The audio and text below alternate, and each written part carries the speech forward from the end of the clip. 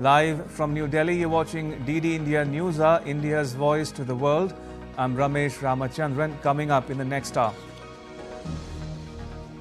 India's External Affairs Minister S. Jaishankar hosts his BIMSTEC counterparts in New Delhi for talks on broadening and deepening of cooperation in various sectors.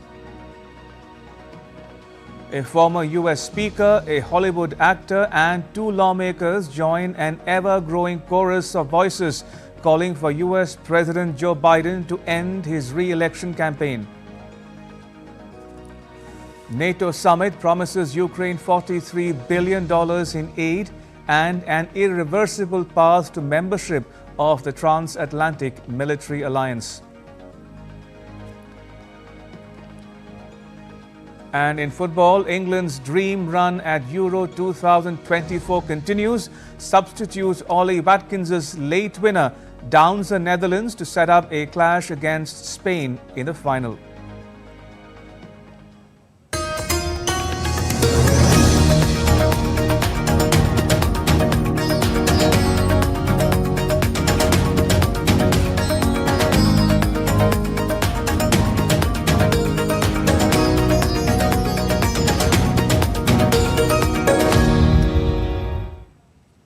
India's External Affairs Minister Subramaniam Jaishankar is hosting his counterpart from BIMSTEC countries for a two-day meeting in New Delhi. Discussions will be held to broaden and deepen their cooperation across various sectors including security, connectivity, trade and investment, and people-to-people contacts in the Bay of Bengal region. The first edition of the BIMSTEC Foreign Ministers Retreat was held at Bangkok in Thailand on the 17th of July in 2023. Now, BIMSTEC has 7 members: India, Nepal, Bhutan, Bangladesh, Sri Lanka, Myanmar and Thailand. Minister of State for Foreign Affairs of Sri Lanka and Thailand's Minister of Foreign Affairs reached New Delhi on Thursday morning local time, while Bhutan's Foreign Minister D.N. Dungyel and Deputy Prime Minister and Foreign Minister of Myanmar U Than Sway reached New Delhi on Wednesday. India's top court on Thursday adjourned the hearing till 18th of July, a batch of petitions alleging irregularities in the NEET undergraduate 2024 examination that was held on the 5th of May. A bench of Chief Justice D.Y. Chandrachud and Justices J.P. Pardiwala and Manoj Mishra adjourned the hearing for next Thursday to enable the petitioners to file their responses to the affidavits for a localized set of candidates benefiting, leading to abnormal scores. The government further says that counselling will be conducted in 4 rounds starting in the 3rd week of July. And joining me is my colleague Vikas Sarthi. Vikas, what more can you tell us about what transpired in the court? Right, Ramesh. So the Supreme Court was of the view that both these documents, the affidavit filed on behalf of the Education Ministry and the National Testing Agencies, were filed late in the evening, and parties are not able to go through all the details which have been given in these 2 affidavits. And apart from it, Ramesh, CBI has also filed a status report in a sealed envelope before the Supreme Court. So petitioner must get some time, some opportunity to go through those documents, and then Supreme Court will hear petitioners on certain aspects which have been put by the centre as well as the NTA. So both the NTA and the centre are denying any kind of paper leakage. They are saying that there was some irregularities on certain examination centres, but it is not correct to say that paper was leaked and there was any kind of leakage on mass level. So it was limited. All those irregularities were limited to particular centres, and that too is under investigation. In that affidavit also, NTA has said that all these allegations, like Bihar police registered certain FIRs and conducted an investigation. Now these investigations are being taken over by the CBI, and CBI has already given a status report. So what is the correct status of those allegations? We will be able to know once this status report is read by the court. So as of now, Centre as well as the NTA are denying any kind of paper leak. Apart from it, they have also said that the data analytics given by the IIT Madras also reflects that there was no mass irregularities or any kind of anomaly in giving scores to students. As far as the toppers are concerned, the center has said that toppers have secured numbers from across the country, from different states and different examination centers. So all these allegations that a particular center was given paper in advance, these allegations are incorrect. But as far as the investigation is concerned, we will have to wait for the status report of the CBI, which is likely to be read by the court on next date of hearing, that is 18th of July. Ramesh. Vikas, pending that investigation, has the court given any indication whatsoever on a demand for holding the examination again? Ramesh, on the last hearing, CJI very clearly mentioned that he is also not in favor of re-examinations, provided that any kind of beneficiary of these irregularities must be identified and must be punished. In fact, court said that in absence of a clear report whether there was some beneficiaries to these irregularities, it will be unfair to those students who have secured marks and have secured a position in merit. So, in fact, Supreme Court is also of the view that re-examination is the last option, and after that we have seen that NTA and center are saying that as of now no beneficiary has been identified by the teams which were constituted when this whole controversy unearthed by state police of Bihar and in some other states as well. So re-examination is the last option, and in fact if you go through the adjournment date, court has adjourned the case by a week. So it seems that court is also not of the view that re-examination will be the practical solution. In fact, what we can expect from the court is that these two exercises, the counseling process and admission process and the investigation of CBI, will run parallel, and any candidate who is identified as beneficiary of any illegal means or any unfair means will be disqualified from the examination, and in fact he will be barred to appear in the examination for coming year as well. So these two exercises will run parallel. We expect that court is not going to order any kind of re-examination at this point in time. Vikas, thank you. Appreciate it. Vikas Sarthi reporting there from New Delhi. Moving on, India's Central Bureau of Investigation has found that a young man allegedly circulated a doctored screenshot of the UGC NET examination paper on instant messaging app Telegram. The agency is likely to file a charge sheet against the man.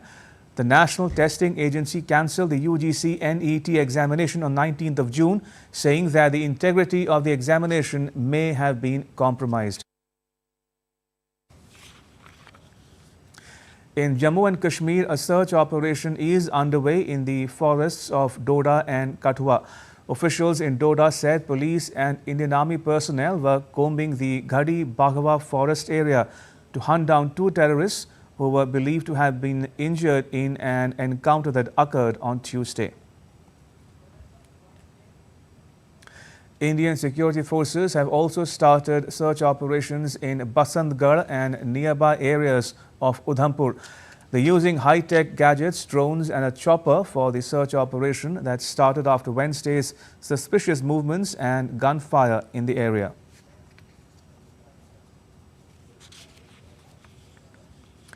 And joining me from Srinagar is my colleague Shabbir Dar. Shabbir, what more can you tell us about the operations in Udhampur to begin with?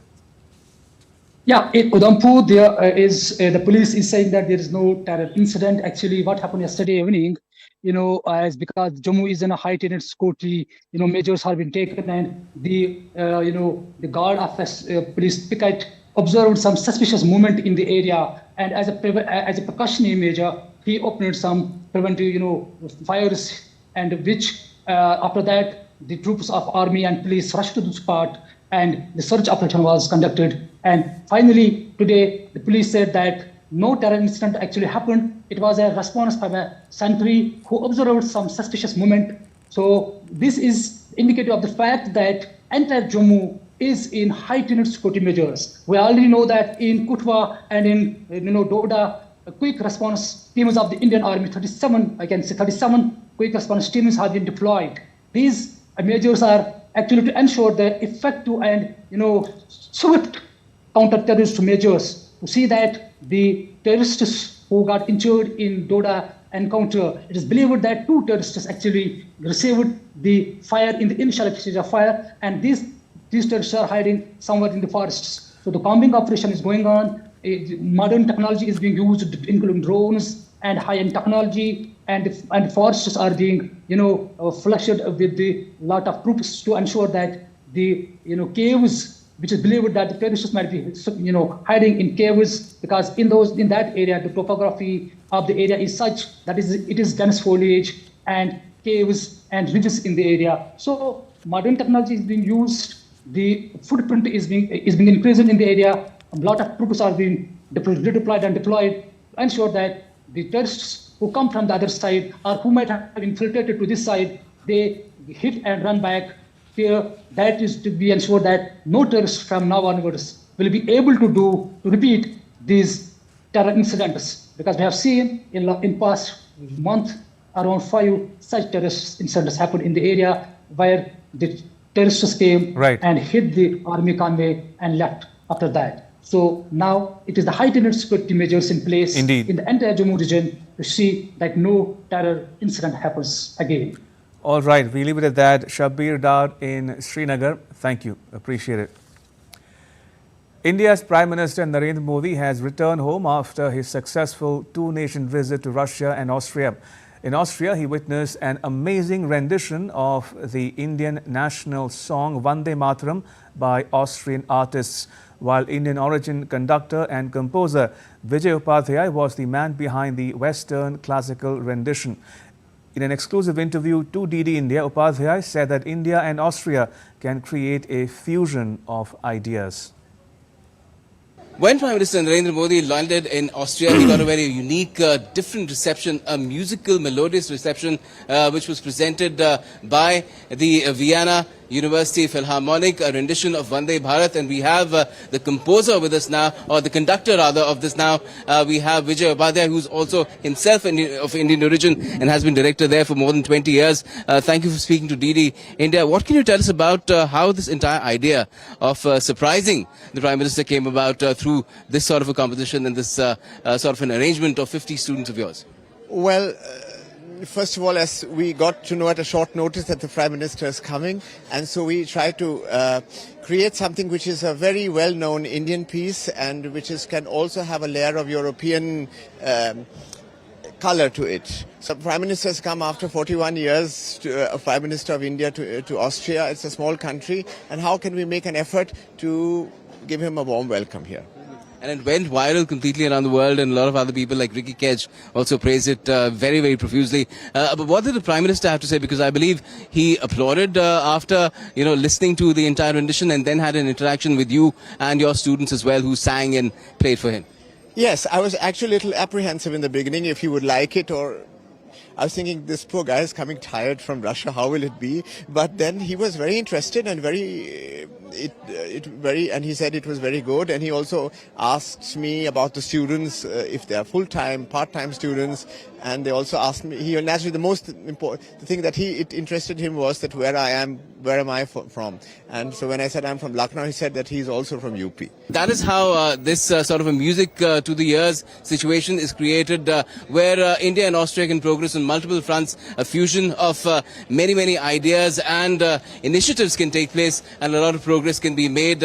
Just an example of that is in the field of music and culture. Thank you so much for speaking to us, and that's it for now.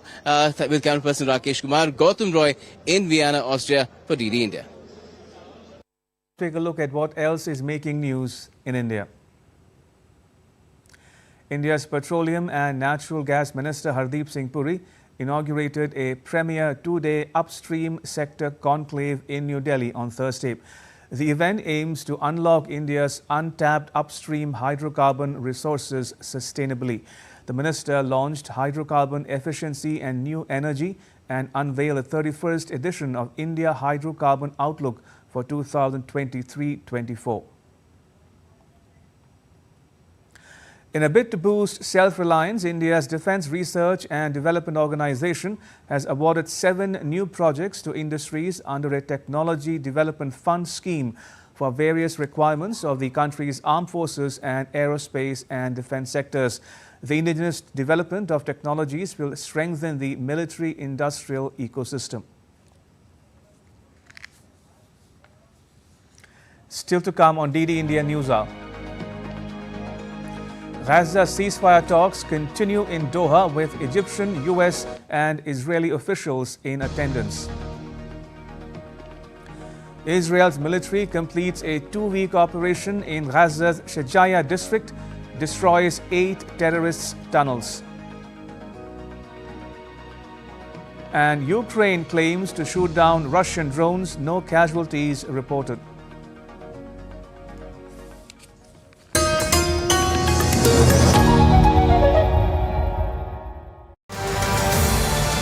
On Defence Dynamics this week, we will tell you all about the Made in India light tank Zorawar. The India's light tank Zorawar is a symbol of strength and resilience, an ultimate weapon available for use in combat. It has unmatched capabilities with outstanding design and cutting-edge technology. This makes Zorawar a game changer in high-altitude warfare, thus ensuring victory under extreme conditions. Find out more about Zorawar only on DD India at 8:30 p.m. IST.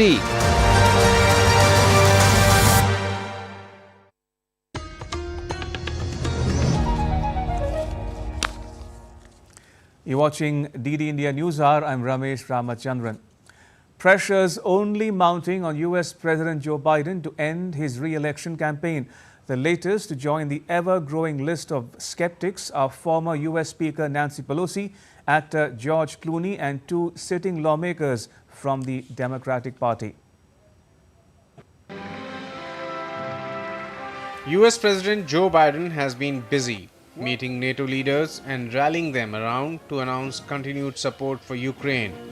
But support within his Democratic Party seems to be waning as he faces relentless pressure to withdraw from the presidential race. There are still some lawmakers who have steadfastly backed the incumbent's plan, but many have expressed unease with his continued candidacy. In her latest comments, former House Speaker Nancy Pelosi said Biden must decide quickly whether to stay in the 2024 White House race. And I know how to do this job. Senate Majority Leader Chuck Schumer has privately signaled to donors that he is open to a Democratic candidate other than Biden. Senator from Vermont, Peter Welch, called on President Biden to withdraw from the race in an opinion piece in a newspaper.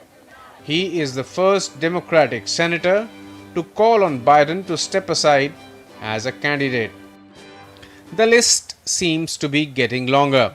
Representative Pat Ryan, who flipped a Republican-held New York district in 2019, said Biden is a patriot but no longer the best candidate to defeat Trump. They can't decide which of their candidates is more unfit to be president. Who likes Sleepy Joe the best? That's not all. Hollywood star George Clooney also withdrew his support with an opinion piece in the New York Times, saying Biden was not the same man he was in 2020. He co-hosted a star-studded fundraiser for Biden last month. For nearly 2 weeks, Joe Biden has sought to stem dissidents by Democratic lawmakers, donors and other allies worried that he might lose the November 5th vote. He vowed to stay in the race. I'm the most qualified person to beat him. Joe has made it clear that he's all in. He had a bad night. We've talked about it. He understands people's concerns.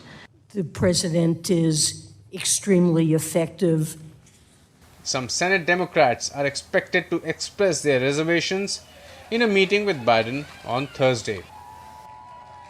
Bureau Report, DD India. The night of 28 June, a date which US President Joe Biden is never going to forget, or has he already forgotten it? The night is famously called as a bad night. Whispers and tensions turned into loud noise. 2 days after the debate, a former DNC Vice Chair R.T. Ryback was the first one to give the idea. He said it is absolutely not too late to pick a new candidate. The latest is Vermont Senator Peter Welch, who said Biden should step aside for the good of the country. And just on Wednesday, New York lawmaker Pat Ryan, Oregon lawmaker Earl Blumenauer, and New York Lieutenant Governor Antonio Delgado called on Biden to end his campaign and make room for a new leader.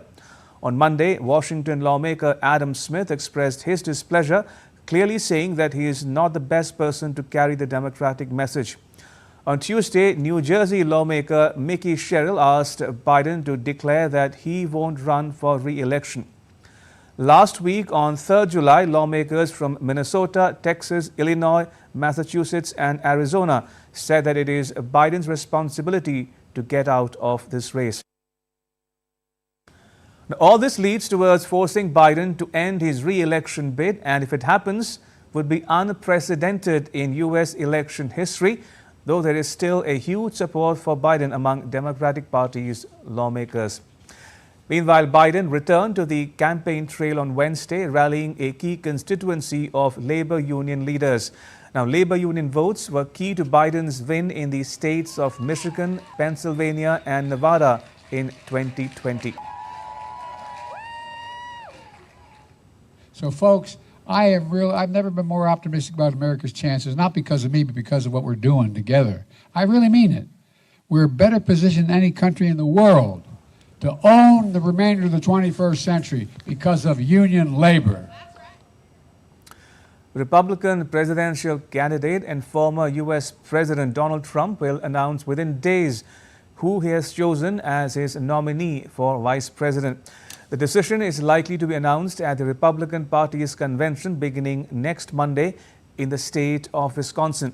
Trump has been discussing potential running mates other than Marco Rubio and J.D. Vance and Governor of North Dakota State Governor Doug Burgum.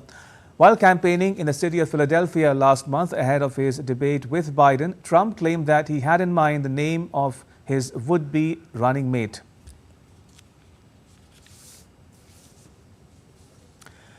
Gaza ceasefire talks continue in Doha with Egyptian, US and Israeli officials in attendance.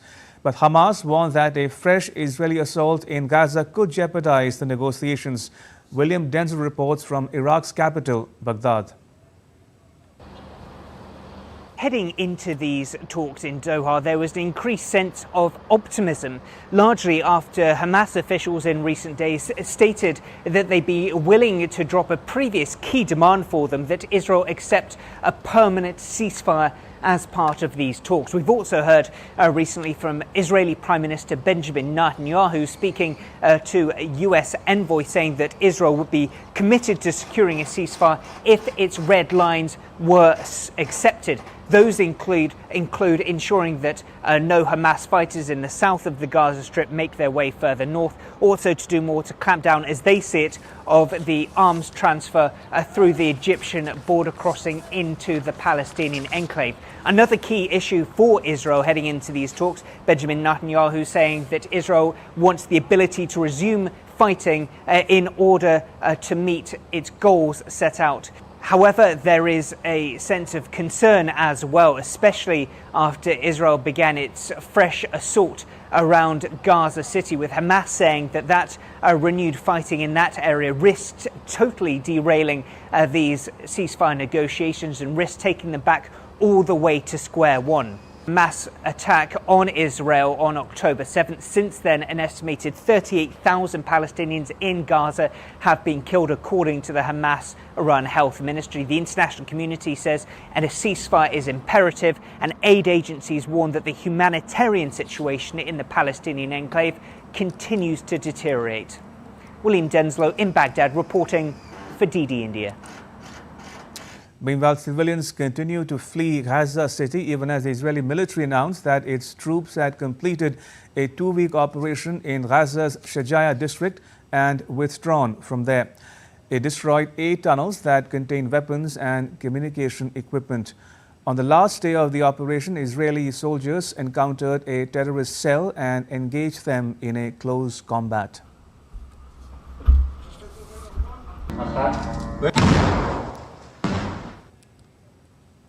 With significant decisions ranging from more support to Ukraine and enhanced cooperation in the Indo-Pacific with an eye on China, the NATO summit in Washington, D.C. came out with its communique on Wednesday. More in the next report. NATO summit communique targeted China, pledged more support for Ukraine. NATO member states issued joint declaration outlining various points under headers like Ukraine, Russia, Indo-Pacific and China. Ukraine was a major issue discussed in the summit. Allies intend to provide Ukraine with minimum funding of $43.28 billion in military aid. Further, the alliance will continue to support Ukraine on its irreversible path to full Euro-Atlantic integration, including NATO membership. It reaffirms that NATO will be in a position to extend an invitation to Ukraine to join the alliance when allies agree and conditions are met. The allies also decided NATO would take over most of the coordination of military equipment and training for Ukraine from an ad hoc US-led coalition. On Russia, NATO allies are willing to maintain channels of communication with Moscow to mitigate risk and prevent escalation. NATO called China a decisive enabler of Russia's war in Ukraine. It called on China to cease all material political support for Russia's war effort. China provides dual-use equipment, microelectronics, a lot of other tools which are enabling Russia to build the missiles, to build the bombs, to build the aircraft, to build the weapons they are using to attack Ukraine. We also then state that it cannot continue like this. The members of NATO alliance are set to meet on Thursday with leaders from Australia, Japan, New Zealand, South Korea and the European Union to further discuss security challenges and cooperation. Antara Sinha for DD India. In another update, Ukraine's Air Force said Russia had launched 2 Iskander-M ballistic missiles and 6 Shahed drones in an attack on Ukraine in the early hours of Thursday, injuring 1, according to the regional authorities. All 6 drones launched by Russia were shot down, with no casualties reported.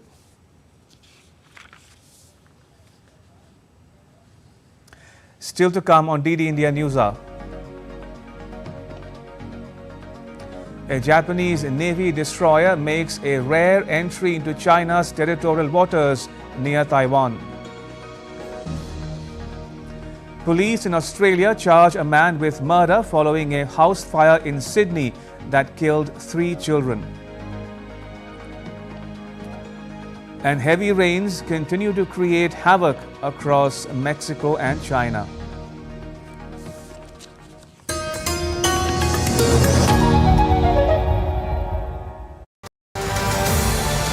On Defense Dynamics this week, we will tell you all about the Made in India light tank Zoravar. The India's light tank Zoravar is a symbol of strength and resilience, an ultimate weapon available for use in combat. It has unmatched capabilities with outstanding design and cutting-edge technology. This makes Zoravar a game changer in high-altitude warfare, thus ensuring victory under extreme conditions. Find out more about Zoravar only on DD India at 8:30 p.m. IST.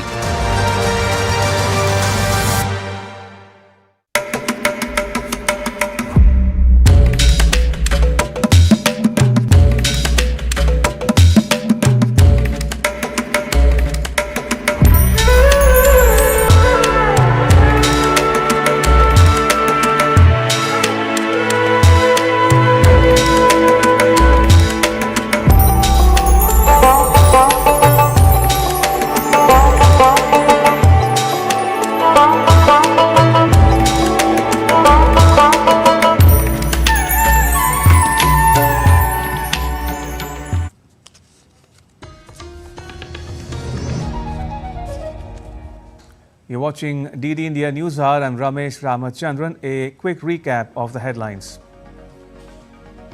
India's External Affairs Minister S. Jaishankar hosts his BIMSTEC counterparts in New Delhi for talks on broadening and deepening of cooperation in various sectors. A former US speaker, a Hollywood actor, and 2 lawmakers join an ever-growing chorus of voices calling for US President Joe Biden to end his re-election campaign.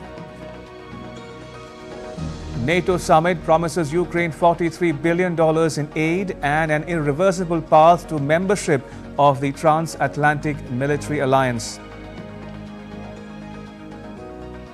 And in football, England's dream run at Euro 2024 continues. Substitute Ollie Watkins' late winner downs the Netherlands to set up a clash against Spain in a final.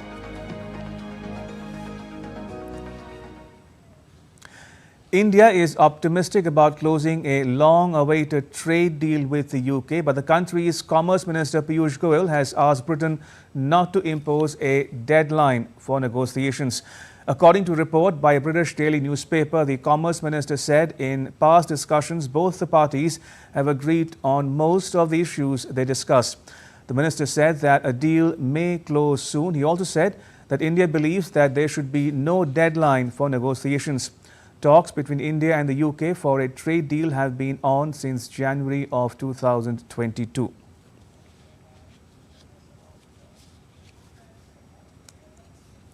Ollie Bader joins us from London for more. Ollie, why is the UK government insisting on a deadline for the negotiations? It isn't. There is no deadline for the negotiations. The UK has not insisted on any deadline for the negotiations at all. The only time that a deadline has been suggested for these talks was back in 2022 when Boris Johnson, in the early part of that year when he was Prime Minister, suggested that he would like to see the trade deal done by Diwali of that year. Well, it certainly wasn't done by that point. Negotiations continued and they were paused when both India and the UK went into their election periods, but now they are able to resume. We saw when Keir Starmer had his first call with India's Prime Minister Narendra Modi after being elected the UK's new Prime Minister that both men and the readouts from both of their governments confirmed that they had both discussed progress towards a UK-India trade deal and that they would both like to see progress in that regard. But no deadline has been set by the UK government. We understand that talks will resume as soon as this month, and I think from the UK perspective, they would simply like to get it done as soon as possible. All right, we'll leave it at that. Ollie, thank you. Ollie Bader reporting there from London. A Japanese warship made a rare entry into China's territorial waters near Taiwan earlier this month without notifying China and sparking serious concerns from Beijing. Japan Maritime Self-Defense Forces warship sailed into China's waters of Zhejiang province on 4th July, where China had announced that it would conduct naval drills, Japan's Kyodo news agency said, citing diplomatic sources.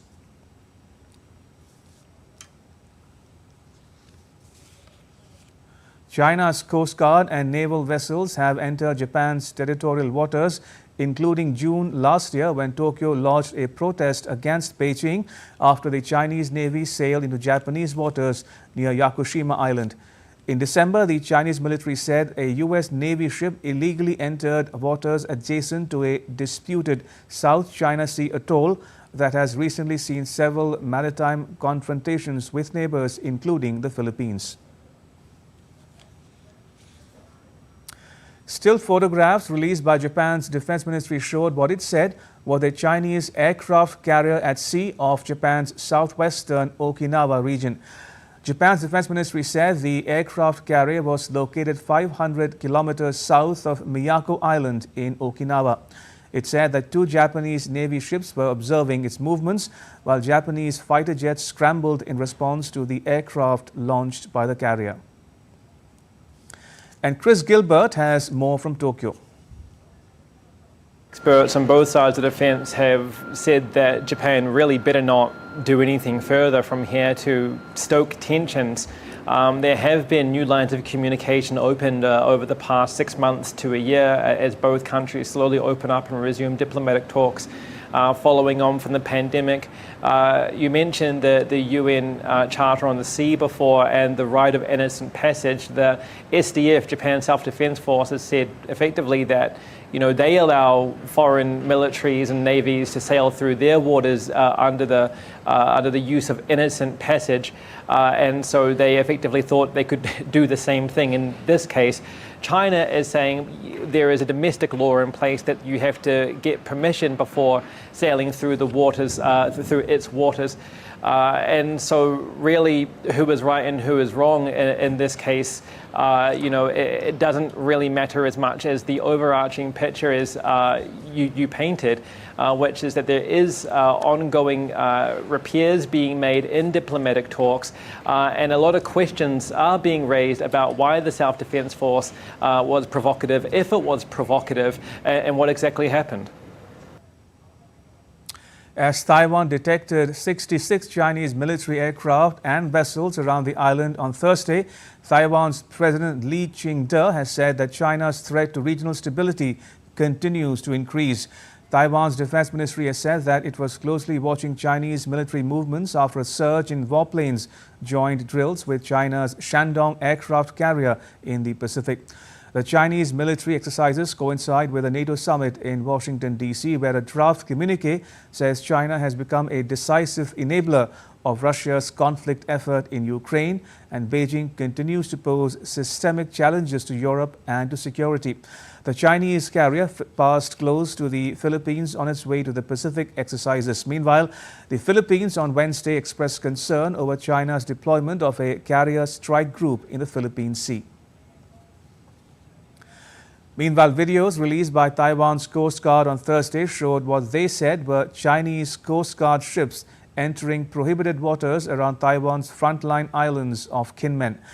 In response to the alleged intrusion of its waters, Taiwan said it dispatched 4 of its own Coast Guard vessels to conduct one-on-one monitoring alongside the 4 Chinese ships. Kinmen is a short boat ride from the Chinese cities of Xiamen and Guangzhou. Taipei has controlled it since the defeated Republic of China government fled to Taiwan in 1949 after losing a civil war. South Korea's President Yoon Suk-yeol and Japanese Prime Minister Kishida Fumio shared concerns over growing ties between Russia and North Korea and agreed to continue their security cooperation. The two leaders, who are attending the NATO summit for the 3rd consecutive year, met on the sidelines of the event in Washington, D.C. on Wednesday. Military and economic cooperation between Russia and North Korea is a security concern for East Asia, but also globally, Yoon was quoted as saying by his office. Yoon also said that Pyongyang and Moscow's growing ties underscore the significance of a trilateral summit at Camp David with U.S. President Joe Biden and Japan's Kishida last year, where they agreed to deepen military and economic cooperation. Tensions on the Korean peninsula inviting new ideas from both sides. After trash balloons and loudspeakers, here comes a Star Wars laser weapon. South Korea will deploy laser weapons to shoot down North Korean drones, becoming the first country to deploy and operate such weapons. South Korea has called its laser program the Star Wars Project. The laser weapons are effective, cheap, quiet, and invisible. Police in Australia have charged a 28-year-old man with murder on Thursday following a house fire in Sydney's west that killed 3 children. Police in the state of New South Wales said that the man has been charged with murder, attempted murder, and destroying property with intent to endanger life. The matter will be heard in court on Thursday, and the man is expected to appear via a bedside court hearing. The man allegedly set fire to the home while his partner and her 7 children were inside. U.S. actor Alec Baldwin's trial opened in the state of New Mexico on Wednesday. The prosecution and defense painted starkly different pictures of the events leading up to the death of cinematographer Helena Hutchins. Baldwin's trial for unintentional murder on the set of the film Rust began on Tuesday with jury selection. Baldwin was pointing a gun at the cinematographer during a rehearsal in 2021 when he fired a live bullet, killing her and wounding the director. Now to quick updates on the weather front. Monsoon thunderstorms in Ruidoso, New Mexico triggered torrents of muddy debris and flooding due to unbalanced ground from South Fork and Salt wildfires. The National Weather Service issued a flash flood emergency, forcing residents to evacuate. An aerial video showed residential buildings and trees submerged in floodwaters as floods triggered by heavy rain inundated parts of southwestern China. Local authorities have since declared an emergency response plan for the floods. The death toll has since risen to 5. Police working outdoors in Chile's capital Santiago suffered low temperatures caused by a polar wave. According to the country's meteorological service, Chile is undergoing a cold wave with the lowest recorded temperature in Santiago over the past few days, hitting minus 1.3 degrees Celsius.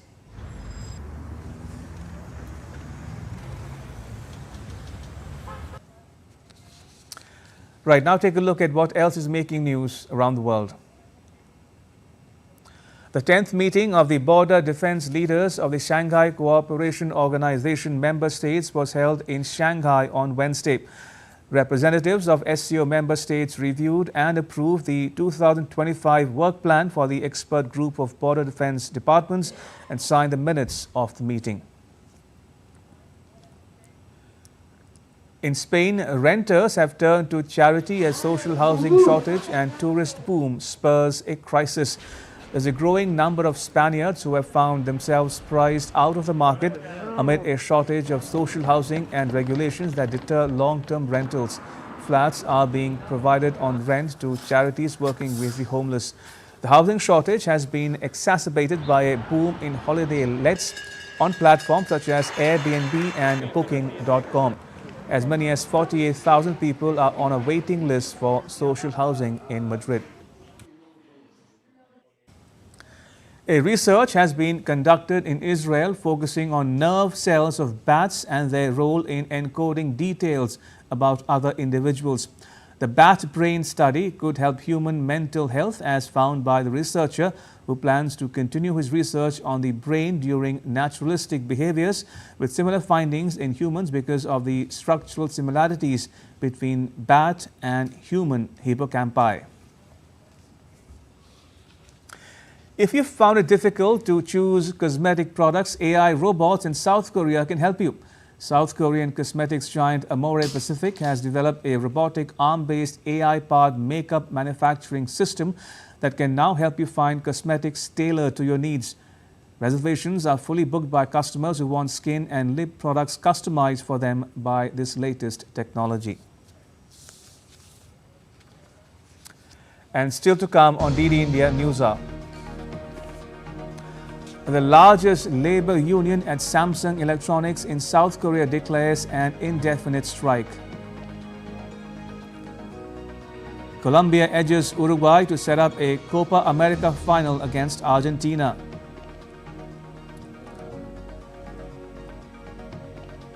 And 11 July is World Population Day. We take a look at the challenges and opportunities of population growth.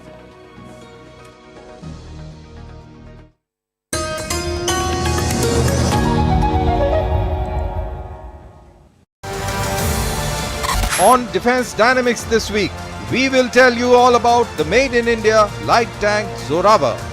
The India's light tank Zoravar is a symbol of strength and resilience, an ultimate weapon available for use in combat. It has unmatched capabilities with outstanding design and cutting-edge technology. This makes Zoravar a game changer in high-altitude warfare, thus ensuring victory under extreme conditions. Find out more about Zoravar only on DD India at 8:30 p.m. IST.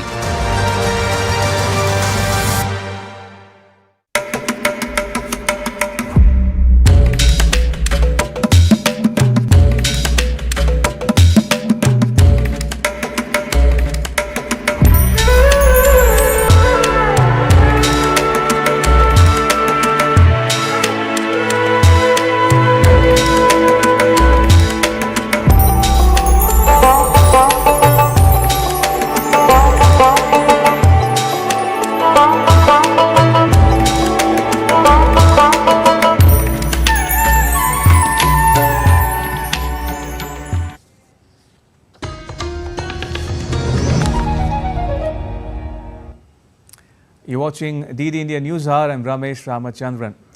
Another news from the world of business. Now, ahead of presentation of India's national budget on 23rd July, Prime Minister Modi on Thursday held a meeting with economists in New Delhi. Finance Minister Nirmala Sitharaman, industry experts, economists and Niti Aayog Vice Chairman Suman Berry attended the meeting. Niti Aayog is the Indian government's apex public policy think tank.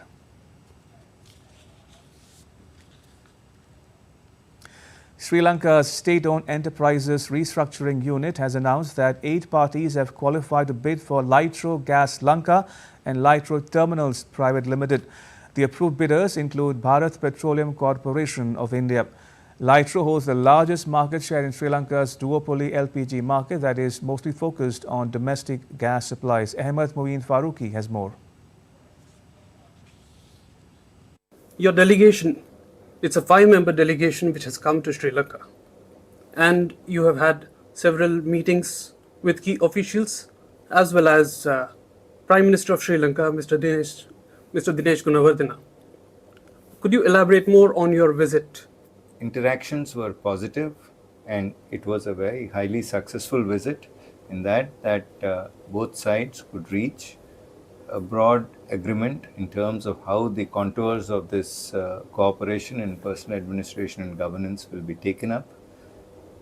The capacity building programs at the National Centre for Good Governance for Sri Lanka Administrative Service officers are being conducted, and nearly 100 officers from the SLAS have attended these programs at the NCGG at Mussoorie and Delhi. We shared with the Sri Lankan authorities India's governance model of Viksit Bharat at 2047 and the maximum governance, minimum government policy, which envisages bringing citizens and government closer using digital technology and empowerment of citizens through digital platforms and digital transformation of institutions. We've had discussions with the Secretary of Public Administration and the Director General of the Sri Lanka Institute of Development Administration as part of our delegation level talks. We go back with a deeper understanding of the governance systems and models of Sri Lanka, and also with the capacity building requirements of the Sri Lanka Administrative Service officers. Sri Lanka's Minister for Water Supply, Jeevan Tondaman, has said that 9 regional plantation companies have agreed to increase the daily wages for plantation workers. He thanked the Indian government for 4,000 houses that have been built in the upcountry areas, as well as for 10,000 houses that are a part of Phase 4 of the Indian Housing Project, which has recently commenced. Close to about 9 our regional plantation companies have agreed to pay the wage, and we think eventually everyone will, and we'd be able to get to some sort of solution from that. We have about 4,000 houses given to us from the government of India, and now we have another 10,000 which we are, pushing forward again from the government of India. So, we're definitely, we're grateful to the Indian government for that. The government of Sri Lanka has allocated about 4,000 million rupees for providing rights to ownership of land for 176,000 families. And this 4,000 million, I think we've already put it through to the committee, and I think it's fine. We just have to implement it. The largest labor union at Samsung Electronics in South Korea has declared an indefinite strike after a 3-day walkout failed to yield any ground in a tense dispute between workers and the tech giant over pay and bonuses. The union made the decision after management showed no intention of holding talks over its demands. The union, which represents nearly a quarter of Samsung Electronics' workers in South Korea, said its actions had disrupted production. Samsung disputed these claims. And Laura Westbrook has more from Hong Kong. We are hearing conflicting reports here. The union has said that production has been disrupted on certain chip lines, but management has come out saying that there has been no disruption. They will ensure that there is no disruption to production. And they said that they will also bring on some more employees to cover any absent employees. And they said they are trying to continue their efforts to talk to the union. But this really isn't coming at a great time for Samsung, especially in the next few weeks. It's trying to convince NVIDIA to use its high bandwidth memory. And this is because it's trying to compete with the smaller rival SK Hynix, especially when it comes to the very important AI sector. So this is coming at quite a bad time for Samsung, but it just posted Samsung Electronics just posted a 15-fold increase in the last quarter ending in June compared to the quarter last year, and that was in operating profits. And so, and part of that is because of this quite big boom in the AI and chip sector. And so for the employees and the union members who are taking part in this strike, they're saying that they want to have a bit of slice of that action. And now to news from the world of sport. Deepika, over to you. Thanks and good afternoon. First, let's get our viewers a quick update on the Super Euro finale because England is all set to take on Spain. So a last-minute strike from substitute Ollie Watkins sealed England's 2-1 victory over the Netherlands to set up a clash with Spain in the Euro 24 finale in Berlin on Sunday. Xavi Simons had put the Dutch ahead just 7 minutes after entering the game, but England captain Harry Kane soon levelled the semi-final from the spot after going down under a Denzel Dumfries challenge. With the match heading for extra time, Watkins' stoppage time winner in the 91st minute sent England deservedly through to its second successive championship final. The team will now take on Spain, which secured a 2-1 victory over France in the first semi-final on Tuesday night. On to Copa America now. A 10-man Colombia defeated Uruguay by 1-0 to reach the final of Copa America for the first time in 23 years after an ill-tempered semi-final on Thursday. A 39th minute Jefferson Lerma header sealed a victory for the Colombians, who will now face holders Argentina in Sunday's finale in Miami. Uruguay dominated possession in the second half, and veteran striker Luis Suarez nearly equalized when he hit the post, but Colombia bravely held on for a famous victory and now will play Argentina in Sunday's Copa America final. Uruguay will also play Canada a day earlier for the third place playoff category. Lorenzo Musetti moved into his maiden Grand Slam semi-final by outlasting 13-seed Taylor Fritz of the US by 3-6, 7-6, 6-2, 3-6 and 6-1 at the Wimbledon. After holding in a tight first game, Fritz seized the early break for a 3-1 lead when Musetti netted a backhand before the American consolidated the advantage in the next with a powerful forehand winner to set the tone for the first set. But the 25th seeded Italian sped to join compatriot and world number 1 Yannick Sinner as a major champion this year faces a massive hurdle as he faces 7 times All England club champion Novak Djokovic in the last 4. In cricket, India produced a clinical effort to beat Zimbabwe by 23 runs in the third T20 International in Harare and take a 2-1 lead in the 5-match T20 series. Skipper Shubman Gill top scored with 66 of 49 as the men in blue posted a 182 for 4 in 20 overs. Ruturaj Gaikwad played a crucial knock of 49 off 28 balls. For Zimbabwe, Sikandar Raza and Blessing Muzara Pani scalped 2 wickets each.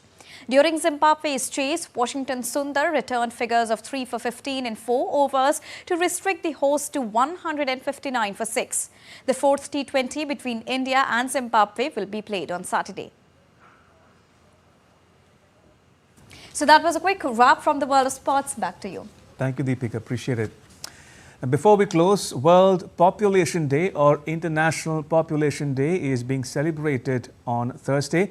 It aims to raise awareness about global population issues and educate people about family planning, gender equality and reproductive health. Now, this day was established by the United Nations in 1989 and commemorates the day of 5 billion when the world's population crossed the 5 billion mark. And with that, it's a wrap on this edition of DD India News Hub. You can get all the latest news and updates on the DD India mobile app. It's available on Android and iOS platforms. You can scan the QR code on the screen to download it. And let us know your thoughts on the news of the day. You can connect with us on Facebook, X and Instagram. You can also check out our website ddindia.co.in. We'll be back with more news as it breaks here on DD India. I'm Ramesh Ramachandran. From all of us here in New Delhi, thanks for watching DD India News Hour.